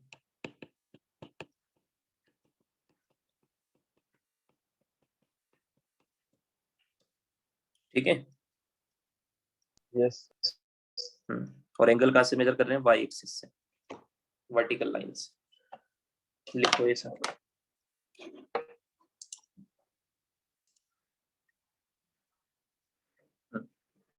सो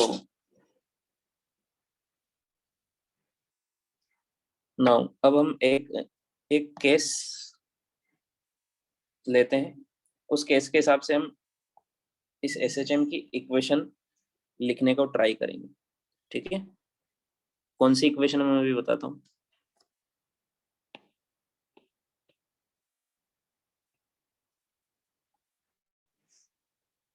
कि मान लो कि जरूरी नहीं पार्टिकल यहीं से शुरू हो, हमेशा कहीं से भी पार्टिकल शुरू हो सकता है। ठीक है। मान लो एक पार्टिकल है जो इस पर एसएचएम कर रहे हैं ऐसे ऐसे, और इसका यूसीएम ऐसा होगा, होगा कि नहीं होगा? होगा सर। है ना। ये इधर जाएगा तो यूसीएम इधर जाएगा। समझ में आया? वो सारी बातें याद है ना? Yes sir. यस अब मान सर। लेते हैं कि t इक्वल टू 0 पर पार्टिकल यहाँ से शुरू हुआ है, x इक्वल टू 0 से। t इक्वल टू 0 पर पार्टिकल यहाँ से मीन पोजीशन से शुरू हुआ है। समझ में आया? Yes sir. इस हाँ तरफ, सर। इस तरफ शुरू हुआ है, मतलब यूसीएम यहाँ से शुरू हुआ होगा इस तरफ। समझ में आया? आया समझ में? Yes sir. Yes, sir. और अगर पार्टिकल अगर t इक्वल टू 0 पर, x इक्वल टू 0 पर इधर जाता तो यूसीएम फिर हम इधर से शुरू करते। क्लॉकवाइज ही चलाना है हमेशा। समझ में आया? हाँ सर। Okay sir. तो मान लो t टाइम के बाद पार्टिकल यहाँ आ गया।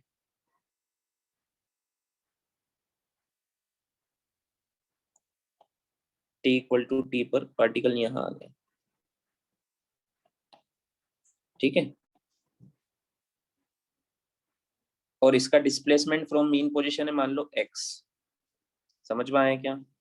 यस। तो हम ये चाहते हैं कि इसकी एक ऐसी इक्वेशन मिल जाए जिसमें मैं टाइम की वैल्यू पुट करूं और मुझे x मिल जाए। समझ में आया क्या? Yes, yes sir. Sir. Yes sir. Time के हिसाब से मैं वैल्यू पुट करूं और मुझे क्या मिल जाए? x। एक्स। ऐसी इक्वेशन में मिल डिराइव जाए। करना चाहता हूं।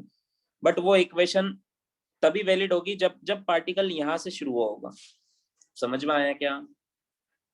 Yes sir.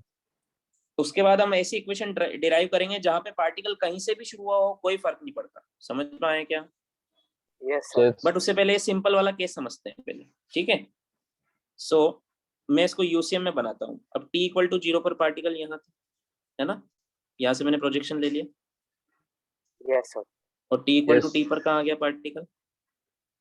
यहाँ आ गया। नीचे राइट साइड। यहाँ आ गया। तो इसने कितना एंगल बनाया?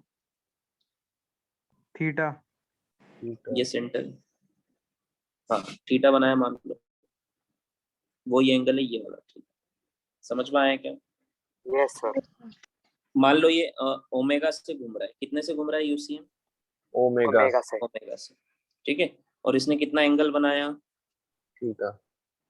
थीटा। ठीक है। ये कितना है? ये x है। एक्स। यस ये x सर। है ना।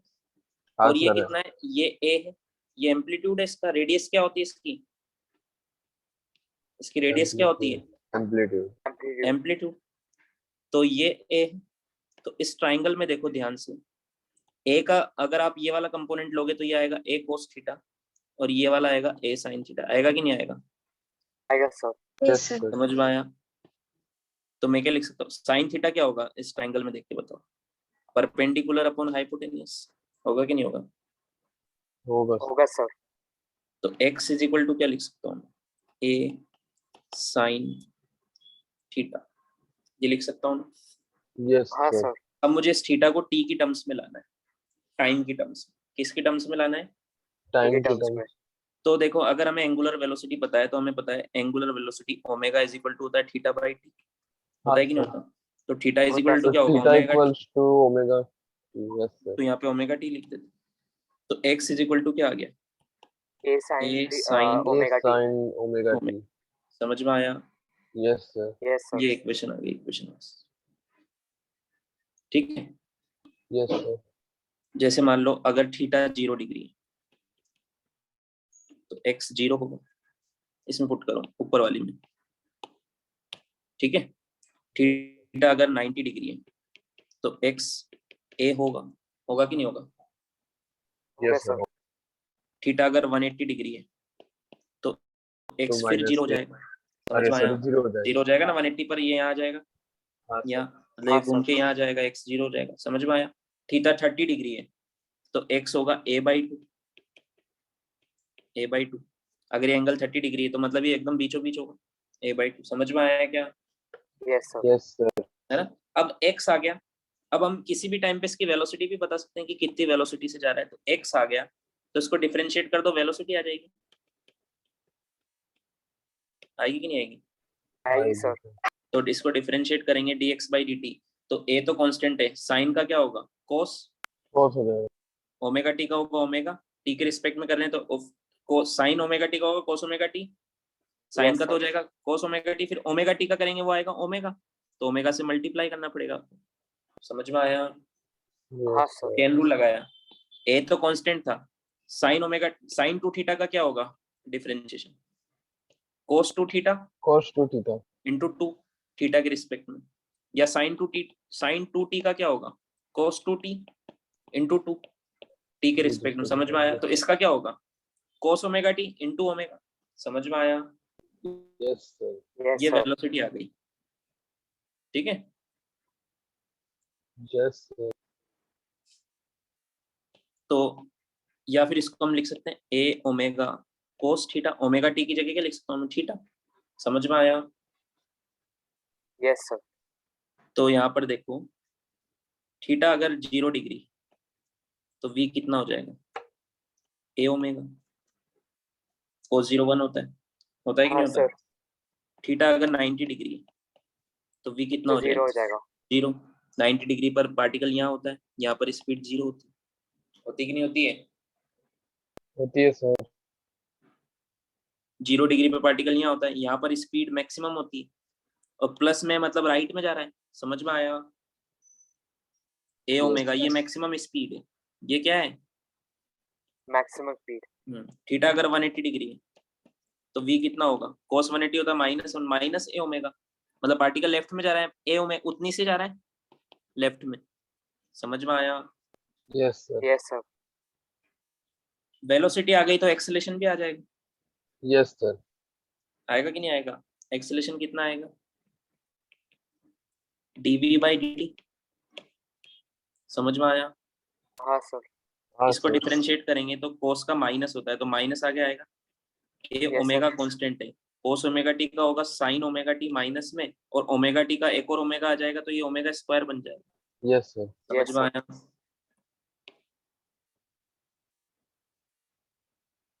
आया समझ में? हाँ सर। तो ये एक्सेलेरेशन आ गया, ठीक है। इसमें भी इसकी जगह थीटा रख दें हम, तो थीटा इक्वल टू 0 पर ए इक्वल टू 0 होगा, थीटा इक्वल टू 90 पर ए इक्वल टू होगा माइनस ए ओमेगा स्क्वायर। 90 डिग्री पर एक्सेलेरेशन, फोर्स इधर लग रहा है तो एक्सेलेरेशन भी इधर ही होगा ना, लेफ्ट की तरफ, इसलिए नेगेटिव। ये लिखा है मैंने 90 डिग्री पर, या साइन 91 हो जाएगा ना। समझ में आया? Yes sir. और थीटा अगर 270 डिग्री है तो साइन 270 माइनस 1 होता है तो एक्सेलेरेशन हो जाएगा प्लस का ए ओमेगा स्क्वायर। 270 डिग्री कहाँ होता है? यहाँ होता है, तो यहाँ पर फोर्स इधर लग रहा है तो एक्सेलेरेशन भी इधर ही आएगा, राइट में, इसलिए प्लस में आ रहा है। समझ में आया? हाँ सर। आया समझ में? अब देखो a into sine omega T क्या होता है? x। Yes a sir. Into sine omega T क्या होता है? x। तो इसकी जगह में x लिख सकता हूँ, हाँ सर, एक्स तो क्या ओमेगा आएगा? हाँ sir. Minus omega square x आएगा। समझ में आया क्या? Yes yes sir. सर। एक इक्वेशन, ये फोर्थ इक्वेशन, ठीक है। अब देखो जितने भी सिंपल हार्मोनिक मोशन होते हैं उन पे रिस्टोरिंग फोर्स लगता है, वो कितना लगता है? माइनस के एक्स, ये Yes, लगता है ना। हाँ सर। Yes sir. तो फोर्स से अगर हम एक्सेलेरेशन निकाले तो इसको क्या लिख सकता हूँ? M a equal to minus k x. Yes sir. A equal to क्या लिख सकता हूँ मैं? Minus k by m minus k into x. समझ में आया? हाँ सर। इसको और इस इक्वेशन को और इस इक्वेशन को अगर मैं कंपेयर करूं तो ये ओमेगा स्क्वायर इस k बाई m के इक्वल आ रहा है कि नहीं आ रहा है? Yes sir. हाँ sir. Omega square is equal to क्या आया? k by m। तो ओमेगा कितना आएगा?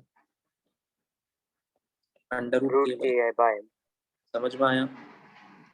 यस हाँ सर। और टाइम पीरियड का भी मैंने आपको फॉर्मूला बताया था, 2 पाई बाई ओमेगा। तो इसकी वैल्यू पुट करेंगे तो क्या आएगा? 2 pi under root m by k। समझ में आया? Yes sir. है ना? आई सारी इक्वेशन समझ में? Yes sir. Yes sir. तो अभी हमने क्या माना था कि पार्टिकल x इक्वल टू 0 पर यहाँ से शुरू हो रहा है मीन पोजीशन से। अब हम एक्चुअल इक्वेशन जो आपको याद रखनी है वो हम अब डिराइव करेंगे। अब आपको ये समझ में आ गया ना, तो वो उतनी टफ नहीं लगेगी आपको। समझ में आया क्या? हाँ सर। Yes sir. पहले लिखो। अब हम केस लेते हैं।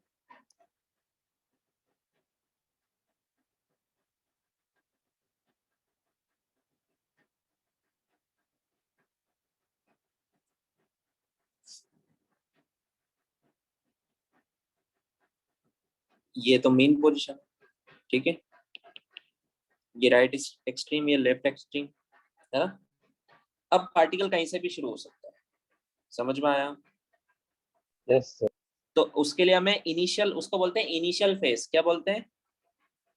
Initial phase. जैसे Initial मैंने बोला phase। इनिशियल फेज 0 डिग्री है, मतलब पार्टिकल मीन पोजीशन से शुरू हो रहा है। समझ में आया? हाँ सर। और किधर जा रहा है? राइट में। मैंने बोला इनिशियल फेज 90 डिग्री, मतलब पार्टिकल यहाँ से शुरू हो रहा है, और तो यहाँ से तो इधर ही जाएगा। मैंने बोला इनिशियल फेज 180 डिग्री, मतलब पार्टिकल मेन पोजीशन से शुरू हो रहा है बट लेफ्ट में जा रहा है। समझ में आया? Yes yes sir. तो इनिशियल फेज की टर्म्स में हम इक्वेशन लेके आएंगे। समझ में आया? तो मान लेते हैं कि पार्टिकल किसी रैंडम पोजीशन यहाँ से शुरू हो रहा है, ठीक है, और इधर जा रहा है t इक्वल टू 0 पर, यहाँ से शुरू हो रहा है। समझ में आया? हाँ तो आफ्टर टाइम t मान लो वो यहाँ आ गया, t इक्वल टू t पर यहाँ आ गया, ठीक है। और इसकी position from mean position, displacement from mean position, वो मान लेते हैं x। ये डिस्प्लेसमेंट हमेशा हम मीन पोजीशन से ही मेजर करते हैं। हमेशा कहाँ से मेजर करते हैं? मीन Mean पोजीशन से। पार्टिकल की पोजीशन का डिस्प्लेसमेंट हम हमेशा मीन पोजीशन से ही मेजर करते हैं। समझ में आया क्या? हाँ सर। यस हाँ सर। सर। यहाँ पे मैं लिख देता हूँ always measured from mean position, ठीक है, always measured from mean position. Mean position. समझ में आया? यस। अब देखो यूसीएम में हम इसको प्रोजेक्ट करते हैं, ठीक है, यूसीएम में प्रोजेक्ट करके देखते हैं। ये लाइन मैंने इसलिए बनाई क्योंकि सारे एंगल हम यहीं से मेजर करते हैं, यस इसके सर। सेंटर से। Yes sir. अब इसको प्रोजेक्ट करते हैं तो t इक्वल टू 0 पर तो पार्टिकल यहाँ था, और t इक्वल टू t पर वो यहाँ आ गया। समझ में आया? तो t equal to t time में कितना एंगल घुमा होगा? वो omega t। Omega t. Yes sir. कितना Yes, एंगल sir. घुमा होगा? Omega T.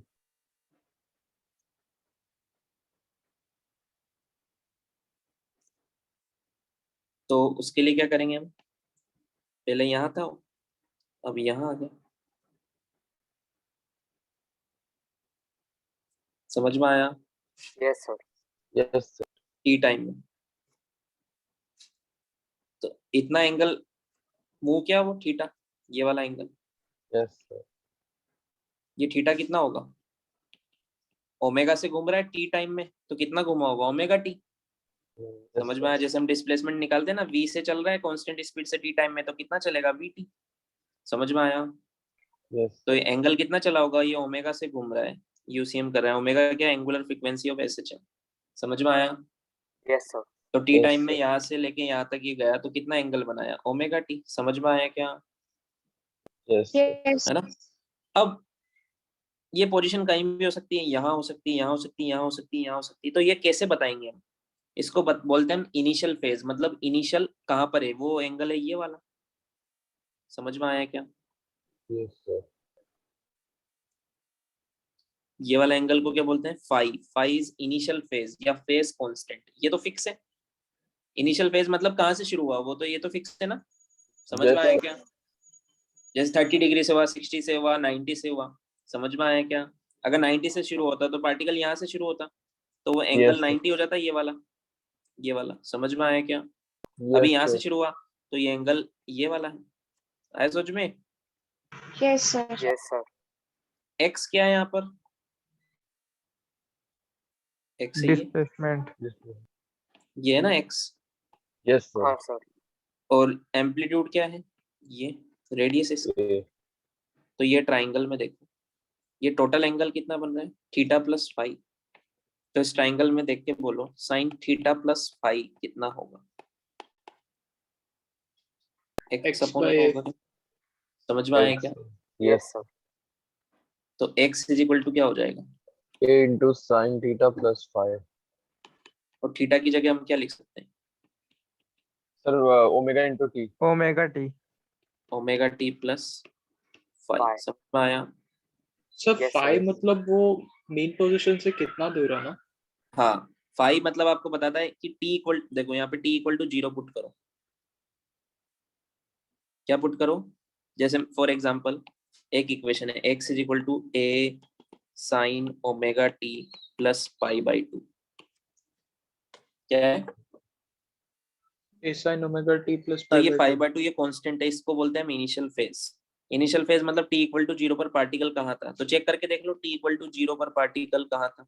a sine pi by 2 आ जाएगा। Yes t sir. 0 पर yes sir. Sine pi by 2 होता है 1, तो x इक्वल टू a पर था। समझ में आया? यहाँ से सर। शुरू हुआ था पार्टिकल, इसलिए तो हमने बोला इनिशियल फेज पाई बाई 2 है। समझ में आया क्या? हाँ सर। हाँ, यस सर। क्लियर हुआ? तो ये फाई क्या होता है? ये फाई होता है इनिशियल फेज या फेज कांस्टेंट बोलते हैं इसको। समझ में आया क्या? t इक्वल टू 0 पर पार्टिकल जहां भी होता है ना, वहां का एंगल होता है। समझ में आया? Yes, तो एक sir. इस पे डिपेंड करेगा, ये डिपेंड करेगा एक तो पोजीशन पर और एक पार्टिकल किधर जा रहा है। जैसे अगर पार्टिकल इधर जा रहा होता तो ये एंगल, ये हम इसका प्रोजेक्शन यहाँ नीचे लेते ऐसे, अगर लेफ्ट में जा रहा होता तो फिर इनिशियल फेज फिर 90 से ज्यादा आता। समझ में आया क्या? So, Yes, sir. ये देख के आप बता सकते हो कि पार्टिकल कहाँ है। अगर ये 90 से कम है तो पार्टिकल राइट में और लेफ्ट राइट की तरफ जा रहा है। अगर ये 90 से ज्यादा है तो पार्टिकल राइट में ही है बट लेफ्ट की तरफ जा रहा है। 180 से कम है और 90 से ज्यादा है तो। समझ में आया क्या? ये देख के बता सकते हो ना आप? Yes sir. हाँ sir. yes, sir. Omega T क्या है? Angle travelled in time T. Omega T क्या है? Phase cover in time T. समझ में आया? Yes sir. Yes, sir. और ये पूरा एंगल दोनों मिला के ये क्या है? ये फेज है, पूरा फेज है ना ये। हाँ सर। ये पूरा फेज है। समझ में आया? अगर आपको किसी भी टाइम पर फेज बताना है कहाँ पर है वो, तो आप ये पूरा एंगल बताओगे ना, क्योंकि फेज तो यहीं से मेजर होता है ना टोटल। तो समझ में आया? Yes, sir. जैसे यहाँ से चल के पार्टिकल 30 डिग्री से चल के 90 पर आ गया, तो चला तो कितना 60, कितना चलना 30 से चल के 90 60 चला। बट फेज आप 60 थोड़ा ना बोलोगे, फेज तो 90 बोलोगे ना। समझ में आया? हाँ सर। जैसे ये 60 है और ये 30 है, ये तो इनिशियल फेज, और ये 60 जो वो चला तो 90 हो जाए. तो फेज वो कहाँ पर है अभी? 60 पे है, 30 पे या 90 पर है? 30 से शुरू हुआ था और 60 और चला तो 90 पे पहुंच गया ना। Yes, sir. सर। तो फेज तो 90 बोलोगे ना, 30 60 थोड़ा ना बोलोगे। समझ Yes, में आया? sir. Yes sir. हर चीज समझना वरना दिक्कत आती है फिर बाद में। ठीक है? सो ये क्या है? पूरा ये ब्रैकेट में जो पूरा लिखा हुआ है ये पूरा फेज है। इससे पिछले वाले केस में पार्टिकल मीन पोजीशन से शुरू हुआ था राइट में, तो वहां पे फाई 0 हो जाएगा। समझ में आया क्या? अगर पार्टिकल यहाँ से शुरू हो रहा है तो फाई क्या हो जाएगा? ये एंगल 0 हो जाएगा ना। 0 हो जाएगा. हाँ सर। तो इक्वेशन क्या आएगी? ए साइन ओमेगा टी, यही तो आई थी देखो। हाँ, यस सर। Yes, sir. मतलब ये इक्वेशन हर जगह वैलिड है, कहीं से भी शुरू हो रहा हो पार्टिकल। जैसे यहाँ से शुरू हो रहा है तो फेज आएगा 270, तो यहाँ लिख दो क्या 270, समझ में आया क्या, या 3 Yes, pi sir. By 2। Yes sir. यहाँ से लेफ्ट में जा रहा है तो फेज आएगा पाई, यहाँ लिख दोगे पाई, समझ में आया। अब वेलोसिटी निकालना है, अब तो सिंपल है, इसके आगे हमने सेम किया था, dx बाई डिफरेंशिएट कर दो तो क्या आएगा, a omega cos omega T आया था, यहाँ पे आएगा ओमेगा टी प्लस फाइव, और एक्सेलेरेशन क्या आएगा माइनस का a omega square sine omega t plus five, समझ में आया। Yes, sir. इसको इक्वेशन 1 से कंपेयर, अब ये इक्वेशन याद रखनी है आपको, वो वाली तो सिर्फ उस केस में थी, ये तो सबके लिए वैलिड है, समझ में आया। इसको उससे Yes, कंपेयर sir. करोगे तो क्या आएगा, फोर्थ इक्वेशन तो सेम ही आएगी, ये क्या आएगा माइनस का ओमेगा स्क्वायर एक्स, ठीक है। Yes sir.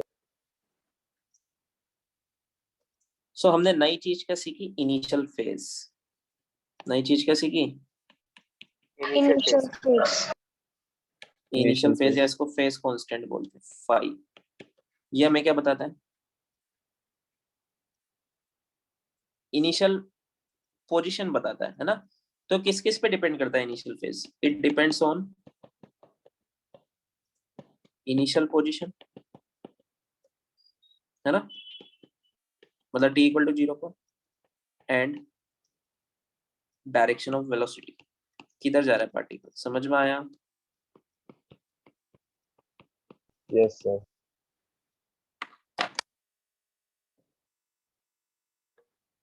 देखो